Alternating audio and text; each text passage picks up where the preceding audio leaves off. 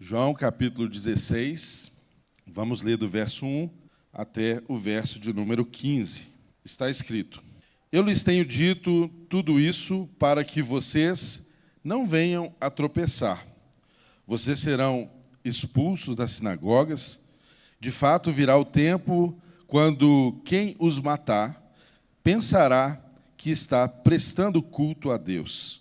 Farão essas coisas porque não conheceram nem o Pai, nem a mim. Estou lhes dizendo isso para que, quando chegar a hora, lembrem-se de que eu os avisei. Não lhes disse isso no princípio, porque eu estava com vocês. Verso 5. Agora que vou para aquele que me enviou, nenhum de vocês me pergunta: para onde vais? Porque falei estas coisas, o coração de vocês encheu-se de tristeza, mas eu lhes afirmo que é para o bem de vocês que eu vou. Se eu não for, o conselheiro não virá para vocês, mas se eu for, eu o enviarei.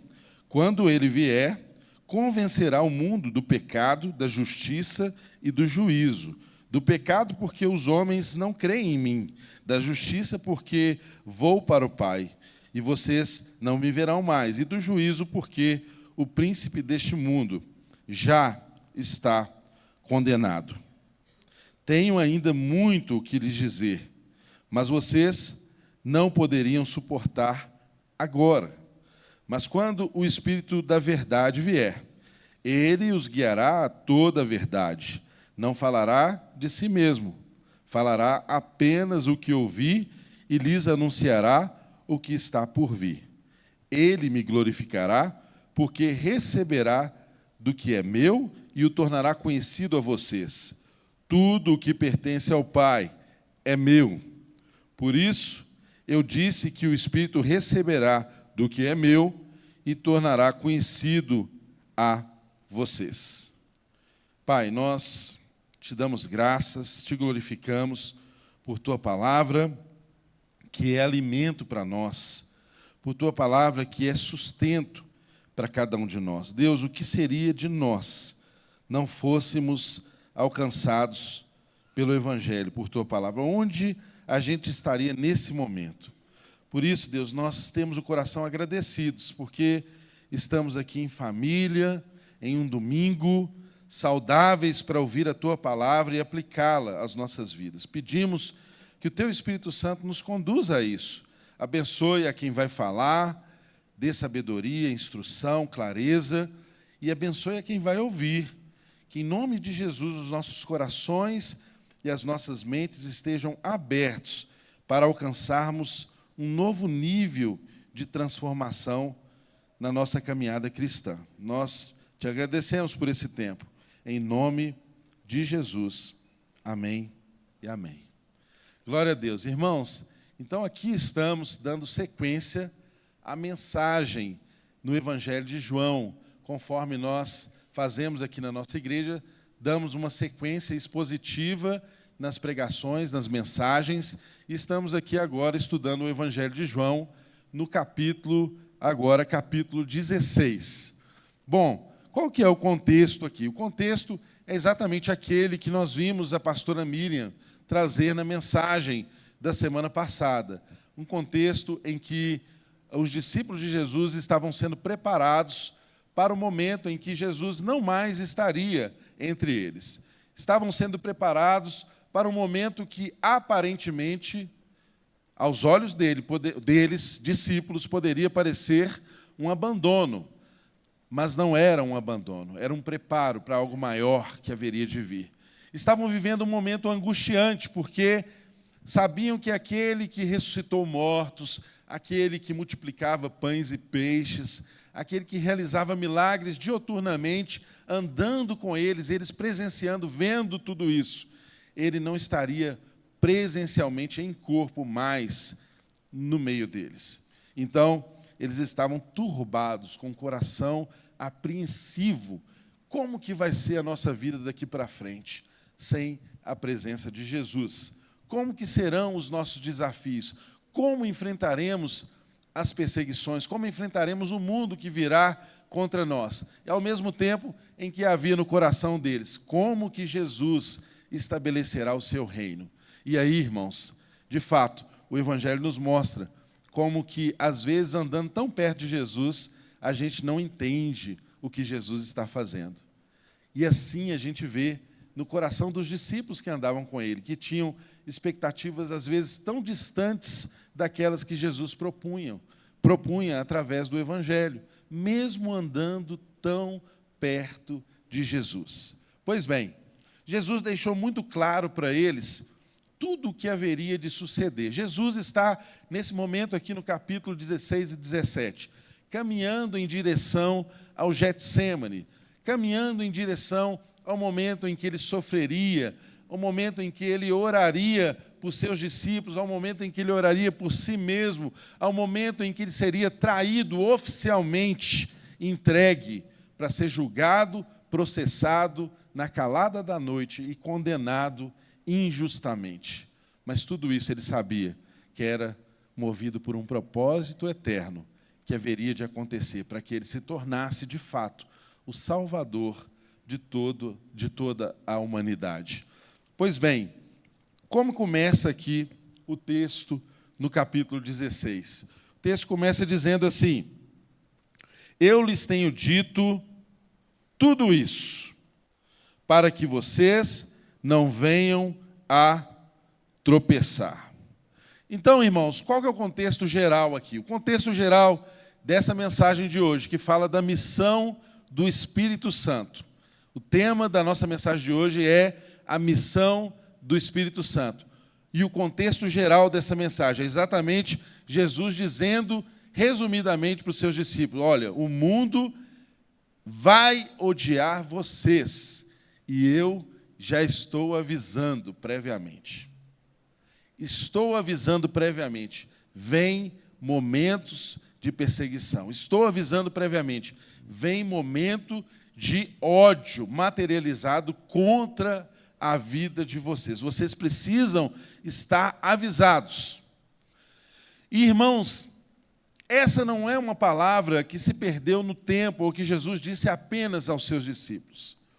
Em todo o tempo, o que o Evangelho faz comigo e com você, conosco, como igreja, como famílias, é nos avisar sobre o tempo que virá. O Evangelho sempre é também uma palavra profética, um anúncio profético para mim e para você sobre os tempos que enfrentamos, discernimos o tempo que enfrentamos, mas também temos o anúncio dos dias que virão. Por isso, eu e você não podemos realizar a vontade de Deus se não for por meio da inspiração do Espírito Santo de Deus, porque é Ele que nos anuncia, é Ele que nos capacita a viver o momento da perseguição. E qual que é a pregação, qual que é a preocupação de Jesus, se assim podemos dizer que ele fica preocupado, né? Me permita usar essa expressão. Qual que é a intencionalidade clara de Jesus? Ora, ele tinha treinado um grupo de pessoas que agora dariam sequência à sua missão. Pessoas que presenciariam e fariam sinais maiores do que o que elas haviam experimentado com ele. Pessoas que sofreriam tamanha oposição, ele queria saber e garantir que essas pessoas levassem o Evangelho onde deveriam levar, com a coragem que deveriam ter, com as renúncias que deveriam escolher renunciar, para que a palavra de Deus chegasse aonde chegou a mim e a você. Nós somos herdeiros da fidelidade dos apóstolos. Nós somos herdeiros de homens que não se importaram de ser partidos no meio. Nós somos herdeiros de homens que entregaram suas vidas para serem lançadas no Coliseu, que viraram espetáculo público, enquanto eram devorados pelas feras. Nós somos herdeiros de uma igreja que, por séculos, só era possível adorar a Deus se reunir escondidos nos porões. Nós somos herdeiros de uma igreja que permaneceu fiel a Deus quando não era chique ser crente. quando não tinha nenhum status em servir a Deus, muito pelo contrário. Servir a Deus significava se entregar à morte. Que tipo de igreja eu e você somos? Que tipo de constrangimento traz ao nosso coração em sabermos o tipo de herança que recebemos e o quanto foi caro o Evangelho chegar à minha vida e à sua vida hoje, para que experimentemos o que estamos experimentando aqui hoje. Qual o nível de valor que damos ao derramar do Espírito Santo de Deus que custou vidas e vidas sendo sacrificadas, perseguidas, para que eu e você desfrutássemos hoje da possibilidade de servir a Jesus em tempos que não são comparáveis com que os que vieram antes de nós sofreram. O que o Evangelho pode nos ensinar para que, se de alguma forma tudo piorar, se de alguma forma eu e você também formos perseguidos, se de alguma forma o futuro nos reservar tempos em que seremos expulsos, seremos pessoas não gratas, não queridas, presenças indesejadas. O que essa palavra pode nos inspirar para tempos, talvez, em que não possamos mais nos reunir em reuniões como essas, nos lugares públicos, abertos, sentados em uma poltrona confortável, com o templo climatizado, com os nossos filhos felizes, servindo uns aos outros, confraternizando como nós vivemos ou podemos viver nos dias de hoje. O que essa palavra pode nos preparar para os tempos que ainda virão? O texto diz claramente que Jesus estava preparando os seus discípulos. E por isso ele disse, olha, eu os avisei, virão tempos difíceis. Eu lhes tenho dito tudo isso, para que vocês não venham a tropeçar. Irmãos, um ponto importante aqui que nós não podemos ignorar. Jesus nos avisa que seremos odiados pelo mundo. Mas ser odiado pelo mundo não é razão suficiente para que eu e você venhamos a tropeçar na missão que nos foi entregue. Vou repetir esse primeiro ponto, que o ódio do mundo não seja razão de tropeço na missão. Jesus está antecipando o ódio que eles receberiam, mas com essa preocupação. É muito claro, olha, vocês não podem tropeçar. Eu lhes tenho dito tudo isso para que vocês não venham a tropeçar. Porque o Evangelho é uma caminhada, irmãos. E quantos de nós recebemos a Cristo como Senhor e Salvador da nossa vida? Começamos um processo de transformação. E aí, a gente também vai experimentar um nível de sofrimento. Pessoas que andavam com a gente não querem andar mais. A gente perde amigo por causa de Jesus, não é assim? A gente perde amigo por causa de Jesus. Pessoas começam a nos perseguir. Tem pessoas que perdem a família por causa de Jesus, por causa do Evangelho. Às vezes a gente pensa que isso é coisa do mundo dos muçulmanos, quando alguém converte lá. Não, irmãos, tem pessoas aqui que convertem e perdem a família por causa de Cristo, por causa da conversão. E o que Jesus está antecipando a mim e a você, assim como ele fez com seus discípulos, olha, vocês vão sofrer, o mundo vai odiá-los, mas isso não é razão para que vocês abandonem a missão.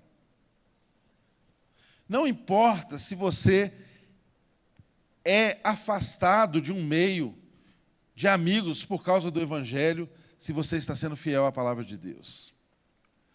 Eu sei que para algumas pessoas custa caro e custa até prejuízos enormes ser um convertido e não fazer negócios errados. Custa caro.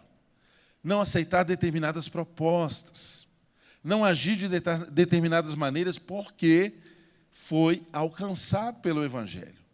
Sofrem oposição por causa do Evangelho. Mas não abandone a missão.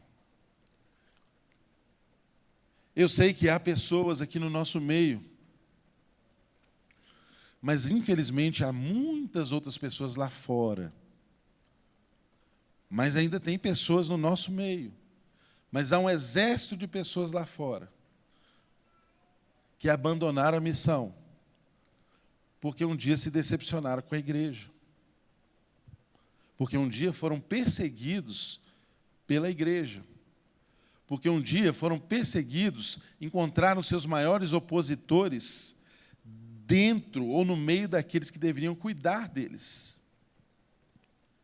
Jesus está dizendo para mim e para você, não abandone a missão por causa da oposição.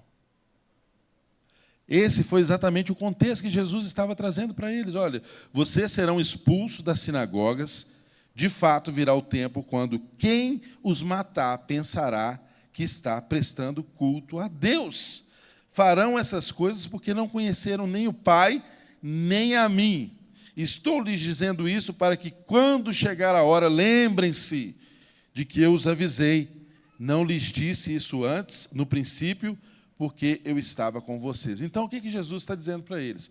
O que, de fato, já estava acontecendo no meio deles. Lembra no Evangelho de João, um pouco antes, quando nós vimos o cego que foi curado, que a família dele foi interrogada pelas autoridades religiosas e deram, como dizia na minha infância, sartaram de banda, né? Deram uma saída de lado assim e não quiseram se comprometer com as declarações daquele cego que foi curado. Por quê? Tinham medo de serem expulsos das sinagogas. Já estava acontecendo isso no meio deles. As pessoas que vivessem piedosamente e confessassem a Jesus Cristo como Senhor de suas vidas eram expulsas das sinagogas. Irmãos, o que significa ser expulso da sinagoga naquele contexto? É você chegar nessa igreja hoje e não ser uma pessoa bem-vinda. É você estar proibido de ser parte da comunhão conosco. Era exatamente esse o contexto que eles experimentaram por confessar a Jesus Cristo como Senhor e Salvador das suas vidas. Foram perseguidos. E olha, é tão interessante que o texto diz que eles entregariam esses irmãos para serem mortos, como que prestando um culto a Deus. Os historiadores dizem que os líderes das sinagogas classificavam os cristãos como não-judeus e tinham um medo de que esse movimento apocalíptico e messiânico, tido como apocalíptico e messiânico dos cristãos, se transformasse em um movimento de revolta contra o Império Romano. Aí o que eles faziam? Eles entregavam esses irmãos para o Império, dizendo que esses irmãos não prestavam culto, não adoravam a César, ao imperador, e, por isso, não prestar culto ao Império, eles estavam trabalhando contra o Império. E é tão interessante que o Império Romano não impedia que você adorasse outros deuses, desde que você também adorasse a César. Não é? E muitos desses irmãos foram perseguidos e foram mortos porque foram entregues por líderes de sinagogas, líderes das igrejas estabelecidas que congregavam os judeus naquela ocasião. Então foram mortos por causa de perseguição que começou dentro da casa deles. Nós estamos falando aqui de discípulos que eram judeus, que conviviam com judeus, que comiam como judeus, que tinham cultura judaica, que eram de famílias de judeus, assim como Jesus. Foram perseguidos e foram mortos. E Deus diz para mim e para você hoje, eu não sei em qual medida algum dia a igreja institucionalizada te perseguiu, te excluiu, te expulsou, te colocou à parte, te entristeceu. Mas eu sei que o Evangelho não morreu dentro de você. E os sonhos e os propósitos de Deus continuam firmes para a sua vida. E Ele diz para mim e para você isso. Não deixe que essa tristeza se aloje no seu coração. Isso seja um fator que limite você de cumprir a missão. É exatamente o que o texto continua a nos ensinar. Olha só, a tristeza, ela pode nos desviar do caminho. A tristeza pode nos desviar do caminho. Olha o que o texto diz, agora, verso 5. Agora que vou para aquele que me enviou, nenhum de vocês me pergunta para onde vais? Porque falei estas coisas, o coração de vocês encheu-se de tristeza. Olha só, Jesus está fazendo uma afirmação. Ninguém está me perguntando para onde eu vou. Aí você se lembra que nos capítulos antecedentes, Pedro fez essa pergunta para Jesus. Senhor, para onde o Senhor vai? Mas aqui cabe um esclarecimento importante. Quando Pedro pergunta para Jesus para onde ele estava indo, a intenção do coração de Pedro era se proteger e proteger os seus amigos. Né? Qual que é a roubada que a gente vai entrar? Né? Para onde que eu estou indo? E não uma preocupação genuína com a missão do Cristo que estava do lado deles. Então, Jesus, de fato, está corretíssimo aqui em afirmar que ninguém pergunta para onde vai. Ou seja, vocês não estão aqui, nesse momento, tão interessados assim com o destino, com a obra de Deus, com o que eu estou fazendo. Mas o coração de vocês encheu-se de tristeza diante da notícia que eu vou. Então, irmãos, tomem muito cuidado, porque a tristeza no coração desvia a gente no caminho. Sabia disso? Mesmo você tendo plena consciência do Evangelho. Pessoas sofrem decepções, porque pessoas são decepcionantes. E aí você deixa essa tristeza alojar no seu coração e ela te tira do caminho. Pessoas, às vezes, deixam a tristeza alojar no coração porque se sentem abandonadas. Se vinculam às pessoas de uma forma que não é a forma adequada. Ou seja, os discípulos andaram com Jesus para aprenderem a seguir o caminho, para seguirem com suas vidas e assumirem os desafios que viriam diante deles. Mas não, agora eles sofriam porque pensavam que sem Jesus presente com eles não seria possível a caminhada. Quantas vezes nós enfrentamos tristezas na vida, decepções, porque entregamos o nosso coração às pessoas numa medida que não é a medida certa. Estou dizendo que os discípulos não tinham entregue o coração a Jesus na medida certa? Não. Eu estou dizendo que eles tinham uma expectativa errada acerca do Mestre, assim como eu e você. Às vezes depositamos expectativas erradas acerca das pessoas com quem convivemos, acerca das pessoas que nos inspiram, acerca das pessoas que nos impulsionam, acerca das pessoas que nos trazem alegria, que nos fazem crescer. E, de repente, se aquelas pessoas não estão mais no nosso contexto, parece que não há caminho possível. Parece que não há para onde a gente andar. Parece que é impossível sobreviver. Eu tenho convicção de que muitos de nós já passamos por isso, ou estamos passando por isso. Jesus diz para mim e para você, não deixe essa tristeza tomar conta do seu coração. Foque na missão. Você tem um chamado. Você foi chamado para frutificar. Frutos que vão permanecer. A oposição não vai te tirar desse lugar. A tristeza que as decepções possam ter te trazido na vida também não podem te tirar desse lugar. A gente entristece? Claro, irmãos. Até Deus se entristece. Até o Espírito Santo entristece. Nós somos pessoas. Nós entristecemos. nós nos decepcionamos. Mas isso não pode ser algo prolongado na nossa vida, algo que nos limite, algo que nos impeça de manifestar o que Deus espera de nós.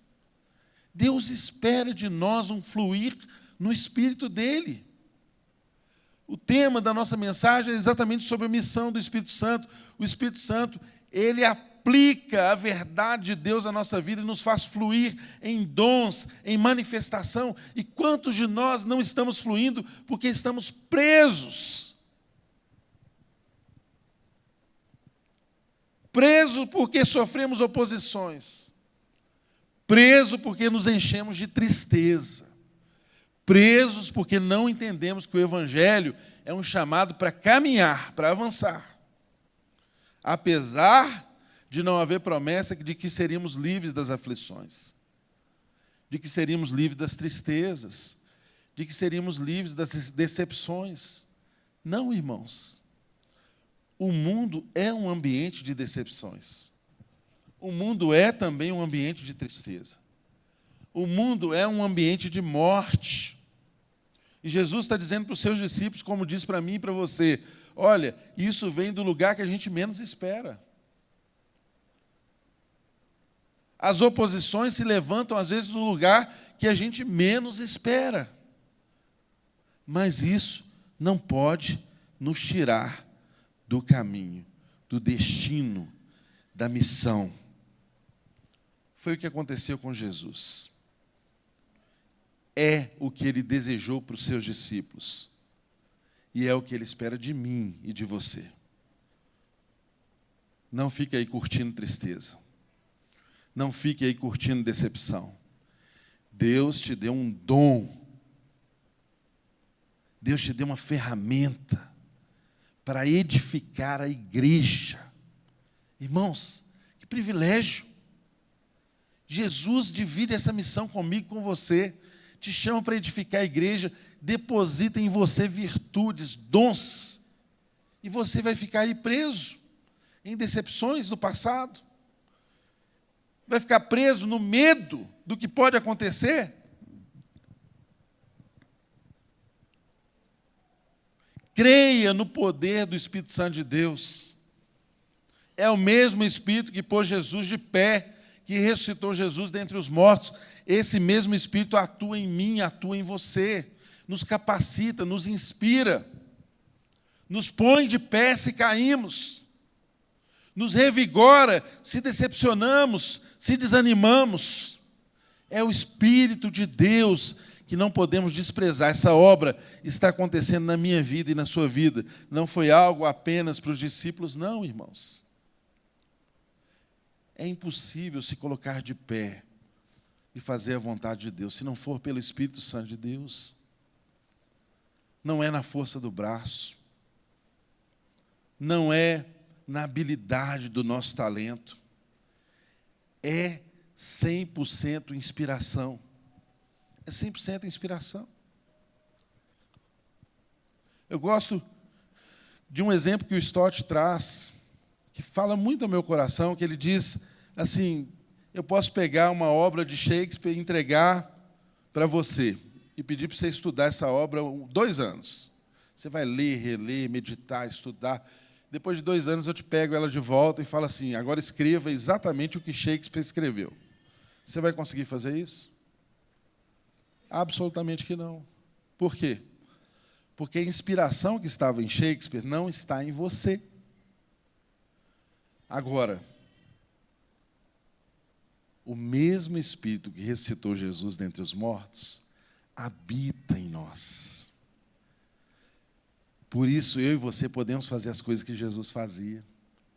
Porque a mesma inspiração que estava em Jesus está em nós. É diferente. É desafiador? Claro que é. Sofreremos oposição, perseguição? Isso é indício de que estamos no caminho, irmãos. O caminho é um caminho de oposição, é um caminho de perseguição. Mas não podemos abandonar a missão. E o texto continua nos dizendo assim, olha, Verso de número 6. Porque falei essas coisas, o coração de vocês encheu-se de tristeza. Verso 7. Mas eu lhes afirmo que é para o bem de vocês que vou. Se eu não for, o conselheiro não virá para vocês. Mas se eu for, eu o enviarei. Quando ele vier, convencerá o mundo do pecado, da justiça e do juízo. Veja bem, o que nós aprendemos aqui nessa parte do texto? Primeiro, entender aqui o plano eterno de Deus. A gente não vive abandonado no mundo. Você faz planos, projetos para a sua vida. Você caminha dentro dos seus planos, dos seus projetos. Mas qualquer plano, projeto que você faça está dentro de um projeto maior, que é um projeto de Deus. Deus tem um plano, Deus tem um projeto. E Ele vai concretizar esse projeto. Eu e você precisamos entender isso. Mas Deus, Ele vai revelando e vai concretizando esse processo, esse projeto, de forma progressiva nas nossas vidas e na humanidade. O mundo inteiro experimenta a revelação de Deus de uma forma progressiva. O que o texto nos ensina aqui acerca disso? Olha, Jesus cumpriu a sua missão e ele estava ali prestes a ser crucificado e cabalmente o preço do pecado sendo pago por toda a humanidade. E então, em seguida, viria a obra do Espírito Santo de Deus nos inspirando. O que isso significa, irmãos? O Pai criou todas as coisas, o Pai planejou, o Pai fez o projeto. O Filho, graciosamente, executou esse projeto e fez com que tudo que poderia se perder por causa do pecado não se tornasse perdido. O Filho, graciosamente, executou o projeto do Pai. O Pai amou. Amou antes da gente ser o que somos. O Pai amou. E porque o Pai amou, Ele projetou. O Filho vem e executa o projeto do Pai. E agora o Espírito Santo vem e aplica aquilo que o Filho executou. Percebe a Trindade? Os três trabalhando no mesmo projeto? Agora, eu e você temos que entender que esse projeto ele tem uma progressividade. Ele se revela progressivamente, ele alcança as nossas vidas de forma progressiva. É o que Jesus está ensinando para os seus discípulos e que trazia aflição ao coração deles em não entender isso. Jesus está dizendo, olha, se eu não for, o Espírito não vem. E o projeto, o desejo, o sonho dos profetas era que o Espírito habitasse em vocês. O dia em que o Espírito se manifestaria em toda a carne. O sonho do povo de Israel era isso. Ou seja, Jesus está dizendo, olha, estou aqui concretizando aquilo que era apenas uma sombra, está se tornando uma realidade. Mas para que isso aconteça, eu preciso ir, para que eu mesmo envie o Espírito Santo, o Consolador, o Defensor, o Conselheiro, que vai os ensinar, que vai ensiná-los todas as coisas. Olha que linda essa obra, quando nós entendemos isso. O Pai criou, o Filho executou, e o Espírito agora aplica. Essa é, inclusive, a declaração que nós entendemos expressa no credo apostólico, não é? Doutrinariamente falando. Creio em Deus Pai, Todo-Poderoso, Criador dos céus e da terra, não é mesmo? Está falando do Pai, Criador.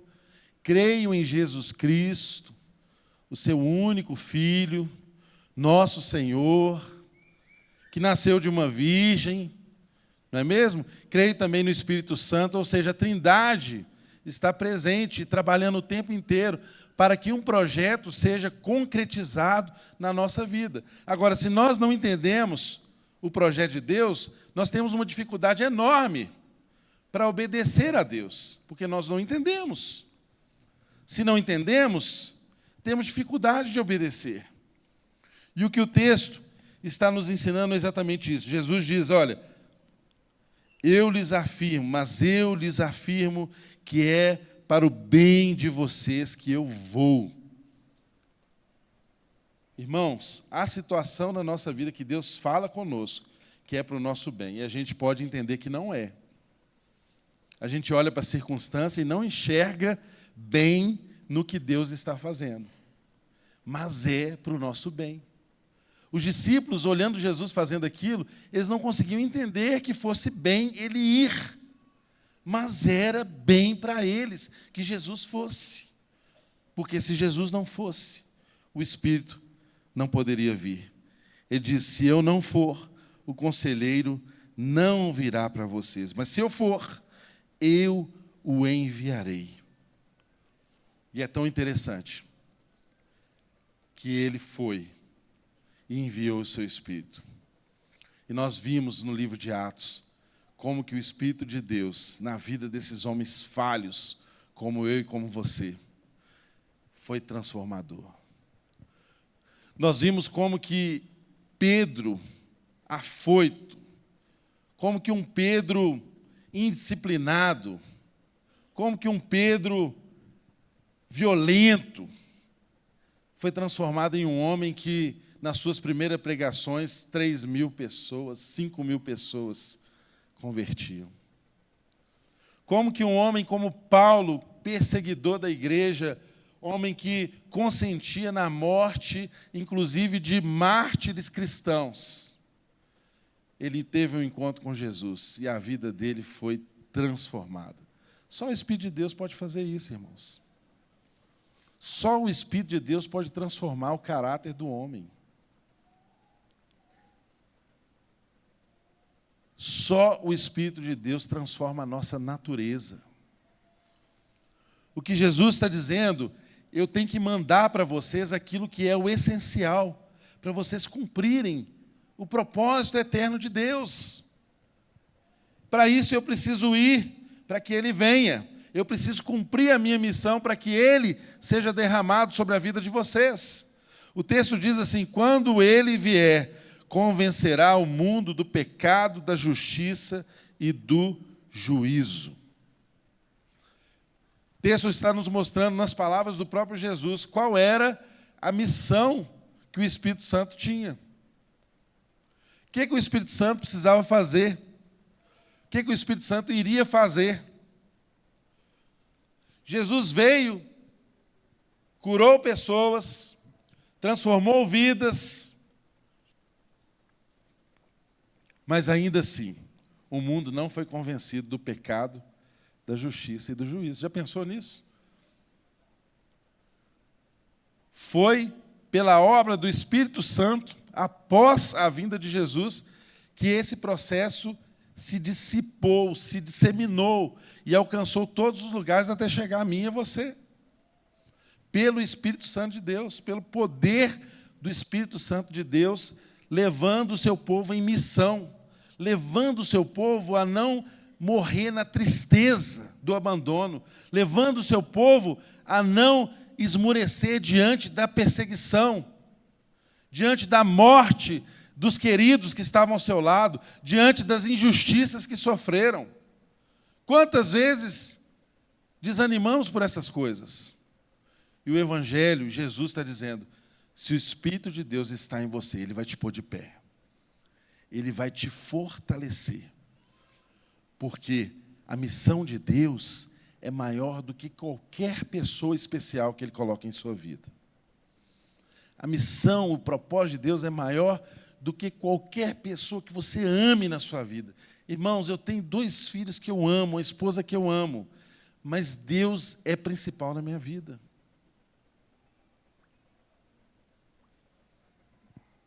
A missão de Deus é o principal nas nossas vidas.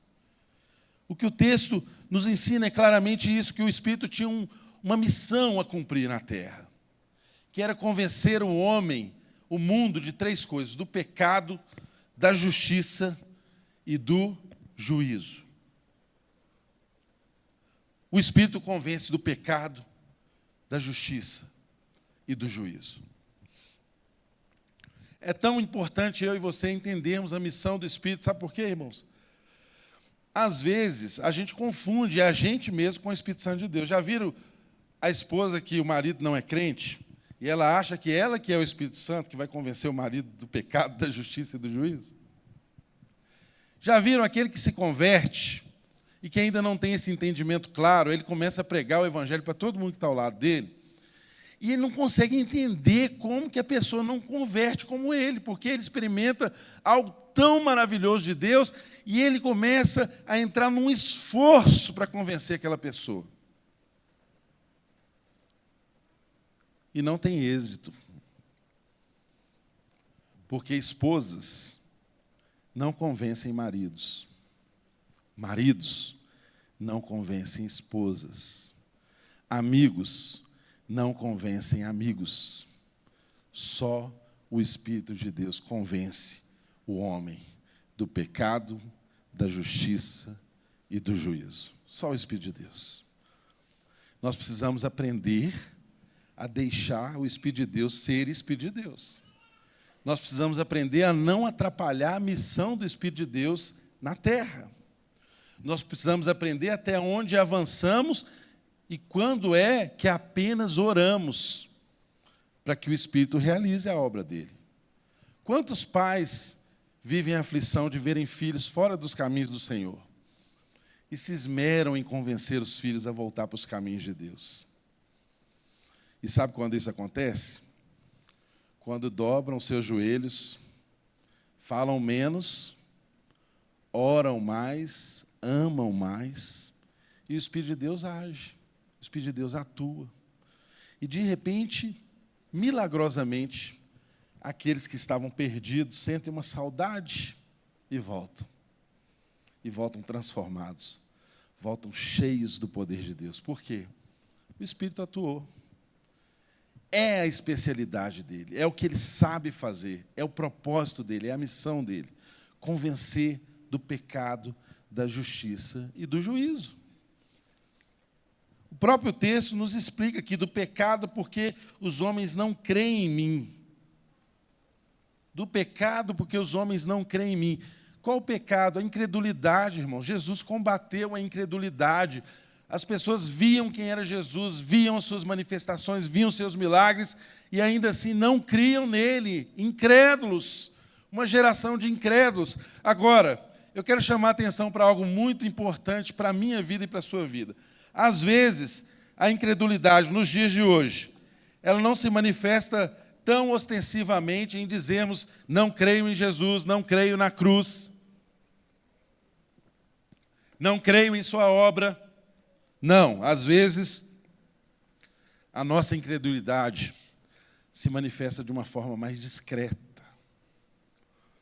que é a gente crer naquilo que não é evangelho. Aí você pergunta, crê? Creio, mas crê em um Jesus qualquer que não tem nada a ver com o Jesus da Bíblia. E continua vivendo em um estado de incredulidade. Continua vivendo em um estado que precisa ser alcançado pelo convencimento que só o Espírito Santo de Deus pode trazer. Então, muito cuidado, irmãos, com essa incredulidade que não é assim tão aparente, que não é assim tão ostensiva. Porque Jesus nos chama a crer no Evangelho, mas o Evangelho é a verdade. Então, quando cremos em algo que não é o Evangelho, estamos descrendo. Quando somos crentes naquilo que não é Evangelho, somos descrentes. E muitas vezes o Evangelho é uma ofensa para nós e nos tornamos incrédulos diante daquilo que Jesus faz e daquilo que o Espírito está fazendo. Quantas pessoas desprezam o ministério do Espírito Santo? Quantas pessoas desprezam o fato de que Deus habita em nós e nos chama para essa missão? Incredulidade. O texto diz que o Espírito nos convenceria do pecado, da justiça e do juízo. O pecado, irmãos, não é necessariamente algo que fazemos. Nós aprendemos desde criança que se a gente for bonzinho, a gente recebe o prêmio. Se a gente não for bonzinho, a gente é castigado. E de repente a gente cresce e se relaciona com Deus imaginando que o pecado é meramente algo que fazemos, certo ou errado, que gera pecado. Não. O que fazemos de errado é consequência do que pecado é na nossa natureza. Nós somos pecados. Nós somos concebidos em pecado. Em Adão nós somos herdeiros de pecado. Só Jesus pode resolver isso. E Paulo, quando teve essa consciência clara no seu ministério, ele diz assim: miserável homem que sou, quem me libertará desse corpo de morte? Quem me libertará desse corpo de morte? Que miséria é essa que eu sou? Não é o que eu faço, é a miséria que eu sou. Enquanto eu e você não entendemos que somos miseráveis,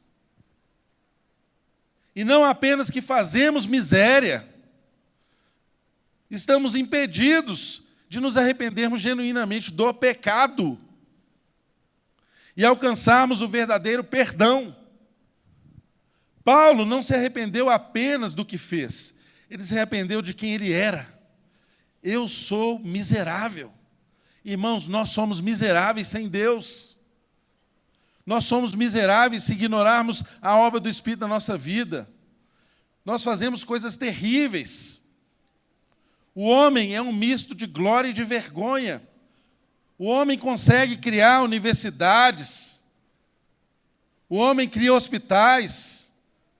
Mas o homem também cria câmara de gás. O homem também mata. O homem abusa. Veja que misto de glória e de vergonha que nós somos. Às vezes você olha para você mesmo e tem coisas maravilhosas que você faz e daí a pouco você olha para você mesmo e não entende a miséria de homem que você é, de coisas erradas, que você sabe que são erradas e você ainda faz. Por quê? Pecado não é meramente um ato, pecado é um estado, é uma condição. E só Cristo Jesus pode nos tirar desse lugar, irmão. É só o Espírito Santo de Deus que pode nos conduzir a esse arrependimento que nós precisamos. Ele é que nos convence do pecado. E porque, além de nos convencer do pecado, Ele também nos convence da justiça. Porque o pecado precisa ser pago, tem um preço a ser pago pelo pecado. E como que isso foi resolvido por Deus? Em seu Filho. Jesus se fez justiça por nós. Então a morte vicária, a morte substitutiva de Jesus na cruz do Calvário, fez com que eu e você fôssemos substituídos naquilo que deveríamos ser. Eu e você deveríamos ser crucificados, mas o Filho de Deus foi crucificado no nosso lugar. Quando o Espírito de Deus nos mostra essa verdade, além de nos revelar o pecado, Ele nos mostra que em Jesus, os atos de justiça de Jesus são imputados a nós como justiça. Aí eu entendo que não é pelo que eu faço que eu sou salvo, não é porque eu sou bonzinho, mas é porque eu fui alcançado pelos benefícios daquele que essencialmente é bom. Não é porque eu sou justo, mas é porque eu fui alcançado pelos benefícios daquele que foi o justo. Então eu não sou justo, eu sou justificado. Eu sofri a ação do justo, eu fui justificado. Só em Cristo Jesus. Só em Cristo Jesus eu e você podemos ter essa compreensão que fomos justificados. Só em Cristo Jesus nós entendemos o pecado, a justiça, e entendemos também o juízo, que o texto já diz aqui, olha, da justiça porque eu vou para o Pai e vocês não me verão mais, e do juízo porque o príncipe deste mundo já está condenado. Jesus tinha sido crucificado aqui, irmãos? Quando ele disse isso? Não, ele ainda não tinha sido crucificado. No entanto, é tão certa a condenação de Satanás que Jesus já diz, ele já está condenado.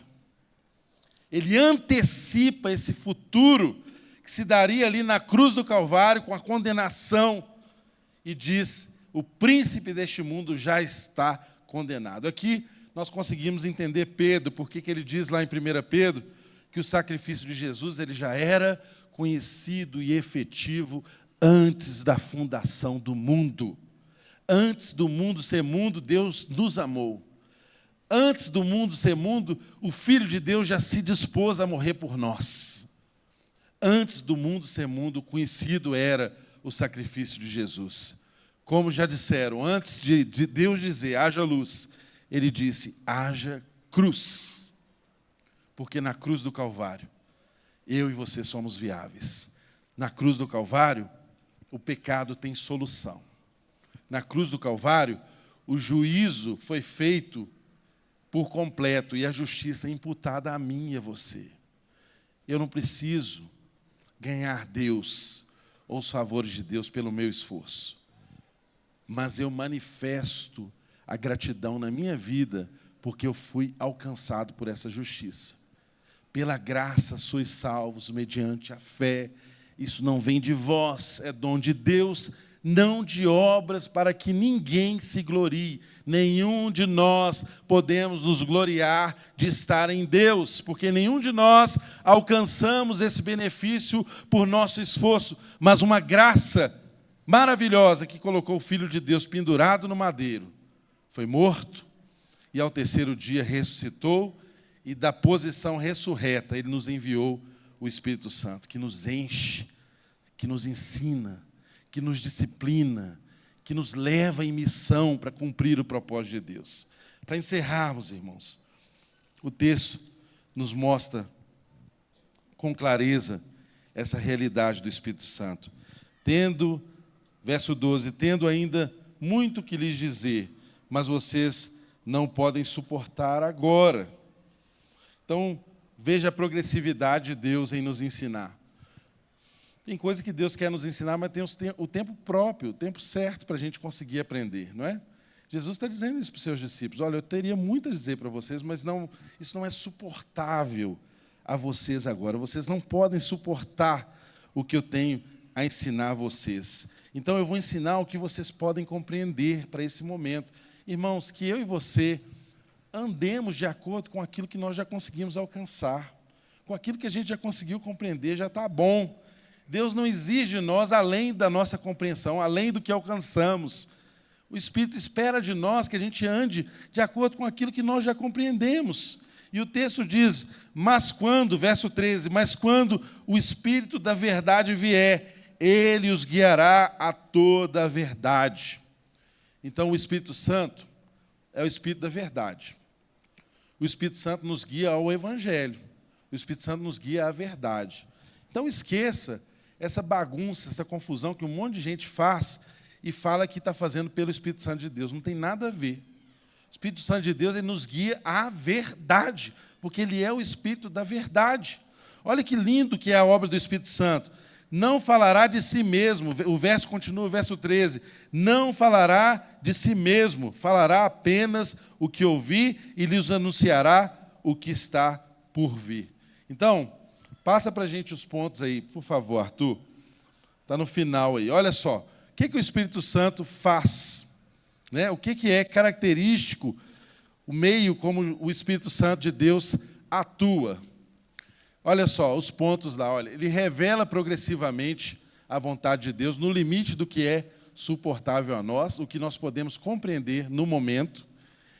O Espírito Santo ele nos guia à verdade do Evangelho, como eu já disse, e o Espírito Santo ele é também profético. A dimensão do profético nunca pode ser esquecida pela igreja, irmãos. Às vezes a gente se apega tanto ao ensino, não é? Nossa igreja é uma igreja que ensina, que discipula, mas nós não podemos esquecer que o Espírito Santo ele é profético, ele nos anuncia o que virá. Então, tem esse aspecto profético na missão do Espírito Santo de Deus em nossas vidas, no mundo. E o Espírito Santo, ele não atrai a atenção para si. Ele aponta para a glória de Cristo. O Espírito Santo, ele ilumina como um holofote. Olha que lindo, olha como que nós aprendemos com isso. Nós temos várias luzes aqui que estão apontadas para esse lugar, que é o centro. Porque agora nós estamos concentrados em entender a palavra de Deus. O centro do culto agora é a palavra de Deus. Então, esses holofotes, eles estão apontados para o lugar de onde está vindo a mensagem, certo? Agora, se eu virar esse holofote para o seu rosto, você vai ver o quanto ele brilha, não é mesmo? Uma luz forte, intensa. O Espírito Santo de Deus brilha. O Espírito Santo de Deus é intenso. Mas sabe como que é o brilho dele? O brilho dele é em iluminar a obra de Cristo. É em glorificar a Deus através de Cristo. Como nós precisamos aprender isso, irmãos? Quanto mais cheios do Espírito Santo de Deus nós formos, menos a nossa luz vai brilhar para nós mesmos. Menos a nossa luz vai ser intensa para dizer o quanto brilhosos ou quanto intensos somos.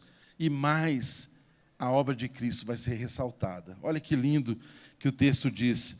O Espírito Santo não falará de si mesmo, falará apenas o que ouvir e lhes anunciará o que está por vir. O Espírito Santo glorifica a Jesus. O Espírito Santo glorifica o Pai. Ele é luz, mas ele lança luz sobre aquilo que deve ser visto. Que assim seja na minha vida e na sua vida. Todo dom perfeito, toda boa dádiva, ela vem do céu. Então, irmão, não esqueça dessa verdade. Você foi cheio de virtudes. Deus derramou do poder dele, do Espírito dele sobre a sua vida, para que você ilumine. Mas não é para você ser visto para as pessoas como uma luz tão brilhante. Não. É para que a luz que há em você ilumine aquilo que glorifica o nome do Pai. A luz que há em mim e em você aponte para o Evangelho e faça as pessoas entenderem que um Deus maravilhoso projetou, amou, enviou o seu Filho, esse Filho morreu por nós, e depois que ele morreu, ele enviou o seu Espírito que nos ensina todas as coisas, que aplica essa verdade às nossas vidas. Amém?